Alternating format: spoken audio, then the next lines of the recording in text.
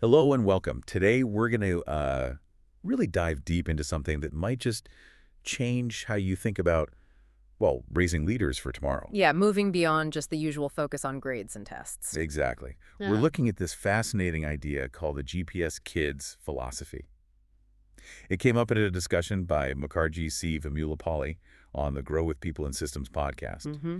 And the core idea, the thing that really jumps out, is that the experiences kids have and the network they build, that matters more, way more, they argue, than any material gift you could give them. It really does make you pause. And the philosophy digs into why this shift is so critical, especially now. Right. How so? Well, think about it. We all kind of know academic success isn't everything, right? But the source really emphasizes that in today's world, things change so fast. Uh-huh. Information overload, almost. Precisely. So just knowing stuff isn't the edge anymore. The kids who will really thrive, they say, are the ones who can, speak confidently, share their ideas clearly, work well with others. Okay, those practical communication skills. Exactly. And here's the kicker. The philosophy argues these aren't just traits you're born with. Not at all. They're skills. Skills you have to build. Yeah, skills that need active practice. They need nurturing, developing, and importantly, in real-world type settings, not just in theory. Okay, so if they need active development, where does that happen? How do you create that environment? Well, this is where this source gets really interesting. They talk about something called the GPS Kids Lab. GPS, like the podcast, Grow with People and Systems. That's the nod, yeah. So picture this.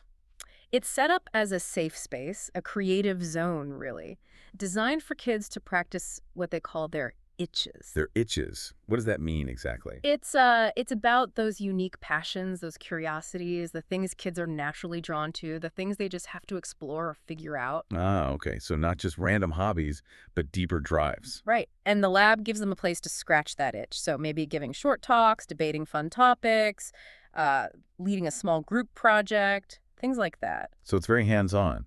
Learn by doing. Totally. Every session is apparently geared towards building that ability to think on your feet, and to express yourself with confidence. Like you said, sort of structured spontaneity. I like that. Structured spontaneity. Makes sense. And, connecting this back to the bigger idea, Yeah.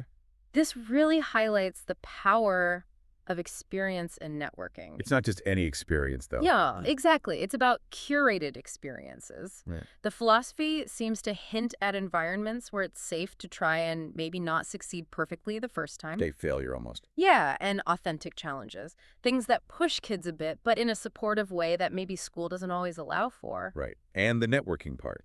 Well, the argument is that these practical opportunities, and crucially the people kids connect with during them, that's what really opens doors, often more than books or classes alone. Okay. So GPS Kids apparently helps make these connections, linking kids with peers who challenge them, maybe mentors who can guide them based on real-world experience. And opportunities that let them apply those itches we talked about. Exactly. And the idea is these aren't just quick hellos.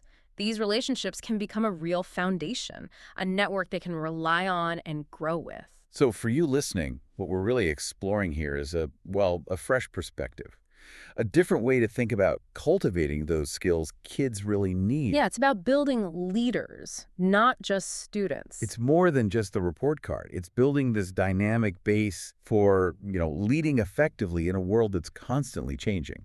So if we boil it down, the key takeaway really is, well, leaders aren't just born. You have to build them actively. Through intentional development. Yes. And it's not just one thing. It's this integrated approach, right? Building confidence, working on those practical communication skills, and fostering that strong network. In nurturing those unique itches. That's a huge part of it. That's what feels quite distinct about this philosophy. And does it work? I mean, are there examples? The source actually gives some pretty compelling examples. It talks about kids who started out really shy, quite hesitant, and within just a few months, they transformed into confident speakers.